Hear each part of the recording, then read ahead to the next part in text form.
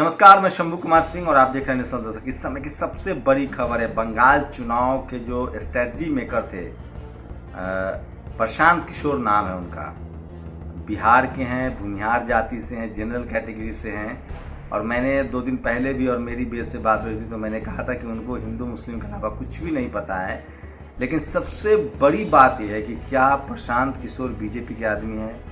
क्या प्रशांत किशोर को मीडिया ने हाईलाइट किया और तमाम वो नेता जो गैर बीजेपी हैं, गैर बीजेपी दल है, उनको बर्बाद करने में उनको एक आस्तीन के सांप के तौर पे इस्तेमाल किया गया। आस्तीन का सांप का मतलब होता है एक ऐसा शख्स जो रहता आपके साथ है, जो खाता आपके साथ है, जो उठता बैठता सोता आपके साथ है, लेकिन वो अंदर ही अंदर आपको डस लेता है और आपको पता भी तब चलता है जब आपकी मौत हो जाती है। मैं ऐसा क्यों कह रहा हूँ?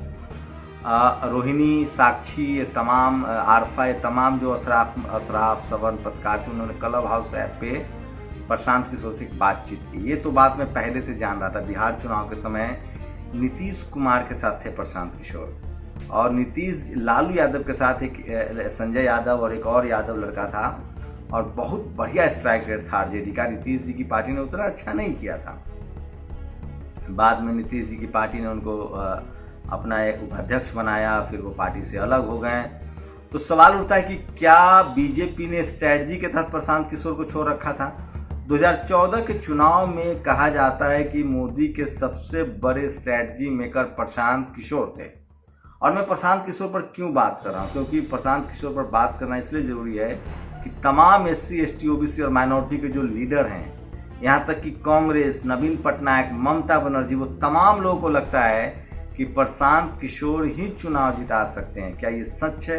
क्या प्रशांत किशोर को RSS ने अपनी सहमति के साथ छोड़ रखा था? अगर प्रशांत किशोर, मैं इतना दावे के साथ कह सकता हूं कि जो पार्टी एक फेसबुक पोस्ट लिखने से, एक यूट्यूब पर वीडियो से घबरा जाती है, जेल में डाल देती है, वो आपको लगता है कि प्रशांत किशोर जैसे एक स्ट्रैटेजी मेकर जो बीजेपी को हराने का दमखम रखता हो, उसको कुछ नहीं करेगी, कुछ नहीं कहेगी, उसको खुला सांड हमारे यहाँ कहते हैं, खुला सांड की तरह घूमने के लिए छोड़ देगी। मुझे लगता है एक बड़ी कॉन्स्पिरेसी थी और जिस पर से लगभग अब पर्दा उठता हुआ दिख रहा है। SC, ST, OBC minority, Akhilesh Yadav के बारे में बात हो रही थी कि अखिलेश उनको हायर करने वाले हैं, मायावती हायर करने वाली हैं, तेजस्वी यादव हायर करने वाले हैं, हेमंत सोरेन हायर करने वाले हैं। वहाँ दक्षिण भारत में बात हो रही थी कि उनको स्टालिन हायर करने वाले हैं।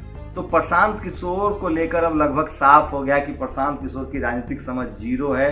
वो सिर्फ हिंदू मुस्लिम में राजनीति को बांट देते हैं। मैक्सिमम प्रशांत किशोर की कोशिश होती है कि जो नेता, जैसे बंगाल में ममता बनर्जी के लिए मुस्लिम वोटर बहुत महत्वपूर्ण हैं, लेकिन उन्होंने जानबूझकर ममता बनर्जी को कहा कि आपको प्रो हिंदू दिखना है, जनेऊ दिखाना है, अपने आप को सांडिल ब्राह्मण कहना है। नतीजा ये हुआ कि SC, ST, OBC का वो तबका जो अम्बेडकरी आंदोलन से जुड़ा है वो दूर हो जाता है। कांग्रेस के राहुल गांधी को भी उन्होंने इसी तरह से कहा था कि अपना जनेऊ दिखाइए।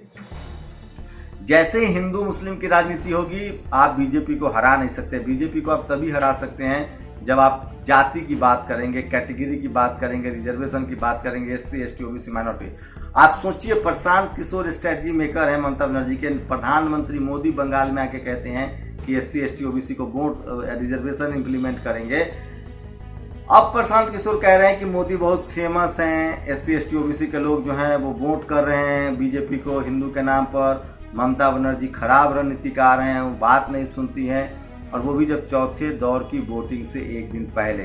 तो क्यों ना मान लिया जाए कि प्रशांत किशोर बीजेपी के ही आदमी हैं और उनको ही छोड़ा गया था। कि आप इसको मैं तो मैथोलॉजी में भरोसा करता नहीं हूँ, लेकिन जो लोग रामायण महाभारत में भरोसा करते हैं उनके लिए जैसे ठीक है। जैसे रामायण में रावण के जो भाई थे विभीषण, वो इनको कहा जा सकता है। जैसे मारीच, इस तरह के शब्द इस्तेमाल किए जा सकते हैं। तो ये तो तय है। अब बहुजन नेताओं को, खासकर अखिलेश यादव, तेजस्वी यादव, मायावती को एहतियात बरतना चाहिए। ये साफ हो गया है कि प्रशांत किशोर घर के अंदर घर के भेदी थे, और उन्होंने अब ममता बनर्जी को अब वो हार से पीठ छुड़ाने के लिए क्या इस तरह की बातें कह रहे हैं। तो ये बड़ी बात है। और प्रशांत किशोर को जिस तरह से मीडिया ने हाईलाइट किया था 2014 के बाद, उसके बाद उनका बीजेपी से अलग होना, ये कहीं ना कहीं उसके बाद जिस भी पार्टी के साथ वो जुड़े वो पार्टी चुनाव हारती चली गई। दिल्ली में केजरीवाल जीतते थे, उसकी एक अलग स्ट्रैटेजी थी। प्रशांत किशोर पांडे बीजेपी का आदमी है। इतनी सी बात में समझ पाने वाले लोग शहर में पत्रकार बनकर घूम रहे हैं, नंगे हो गए हैं।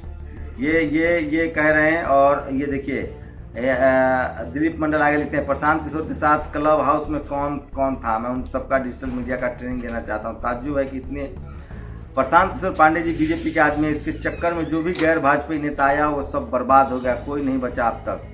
बंगाल का आधा चुनाव पार हो गया तो प्रशांत किशोर कह रहे हैं कि सत्ता विरोधी लहर है, दलित और हिंदी भाषी हिंदू भाजपा को वो जिताते रहते हैं। ममता बनर्जी के 2 साल से सलाह दे रहे प्रशांत किशोर पांडे चुनाव के बीचों बीच बता रहे हैं कि ममता बनर्जी की रणनीति में गलती है। तो ये तमाम जो चीज़ें इशारा कर रही है कि प्रशांत किशोर कहीं ना कहीं जानबूझकर बीजेपी को फायदा पहुंचाने के लिए बीजेपी से अलग हुए और बीजेपी ने उनको छोड़ रखा है। तो ये साफ है, बहुजन नेताओं को सचेत रहना चाहिए। मैं फिर कह रहा हूँ, प्रशांत किशोर की SC ST OBC माइनॉरिटी को लेकर जीरो है, आरक्षण को लेकर जीरो है, आरक्षण विरोधी मेंटालिटी के हैं, उनको राजनीति की ABCD नहीं पता है। मैं फिर कह रहा हूँ, इस देश में बीजेपी चुनाव जो अगर जीत रही है तो उसकी पूरी की पूरी स्ट्रेटजी आज के डेट में मान्यवर कांसी राम साहब लालू यादव से प्रेरित है। चाहे वो धर्म का इस्तेमाल करना हो या जाति का इस्तेमाल करना हो, बीजेपी प्रशांत जो हिंदू मुस्लिम करके जो बात करेगा, जैसे सवर्ण, जैसे एक बार मैं कांग्रेस के IT सेल में गया था तो वहाँ देखा कि 150-200 लोग यूट्यूब चैनल में काम कर रहे हैं, लेकिन उनके 25,000 भी सब्सक्राइबर नहीं थे। तो वैचारिक रूप से जो प्रशांत किशोर की सहमति है वो बीजेपी के साथ दिखती है। तो ये बड़ी खबर थी। और ये लखनऊ से एक वीडियो है। योगी जी भले बंगाल में प्रचार करें, लेकिन लखनऊ में मेडिकल अस्पतालों की क्या हालत है। कोरोना का मरीज जो फ्लाईओवर होता है उसके नीचे पड़ा हुआ है या सबवे के अंदर है। क्या योगी जी भी बंगाल में इसी तरह के स्वास्थ्य सेवाओं से नवाजेंगे? तो लोग ये तमाम सवाल पूछ रहे हैं, तंज कर रहे हैं। और बंगाल में एक बात समझ नहीं आती, जिस नेता पर, बीजेपी के नेता पर हमला होता है उसकी सिर्फ गाड़ी के शीशे टूटते हैं। ये भी नहीं होना चाहिए, मैं इसके खिलाफ हूँ। लेकिन प्रशांत किशोर अब पूरी तरह से एक्सपोज हो गए हैं और मुझे लगता है कि SC ST OBC माइनॉरिटी को प्रशांत किशोर से परहेज रहना चाहिए। बड़ी खबर, बिहार में राजपूत समाज के 5 लोगों की ब्राह्मण समाज के लोगों ने निर्मम तरीके से हत्या कर दी, ब्राह्मण के गुंडों ने। करनी सेना जो आज जा रही थी उसी जगह मुजफ्फरपुर में करनी सेना पर भूमिहार और ब्राह्मणों ने मिलकर हमला किया। तेजस्वी यादव गए थे। मैं फिर कह रहा हूँ, ये समझना पड़ेगा कि जातिवाद का जो सबसे बड़ा लाभार्थी है उसी को हम लोग मनुवादी कहते हैं। प्रशांत किशोर उसी कैटेगरी से आते हैं। आप लोगों को क्या लगता है, प्रशांत किशोर बीजेपी के आदमी हैं? उन तमाम राज्यों में जहाँ गैर बीजेपी शासित मुख्यमंत्री है उनको अपने ट्रैप में लेते हैं और बीजेपी को जिताने में प्रशांत किशोर का हाथ होता है। और क्या प्रशांत किशोर आस्तीन के सांप हैं? क्या वो बीजेपी के पाले हुए सपोले हैं? सोशल मीडिया पर बहुत बहस चल रही है। आप लोग की क्या प्रतिक्रिया, अपनी प्रतिक्रिया जरूर दीजिए। शुक्रिया। नेशनल दस्तक की आपसे गुजारिश है कि अगर इसको बचाना चाहते हैं तो नेशनल दस्तक को सब्सक्राइब करने के लिए रेड कलर के सब्सक्राइब बटन को दबाएं, फिर बेल आइकन की घंटी दबाएं। नेशनल दस्तक को बचाने के लिए बहुत जरूरी है कि हर खबर को शेयर करें, लाइक करें, कमेंट जरूर करें।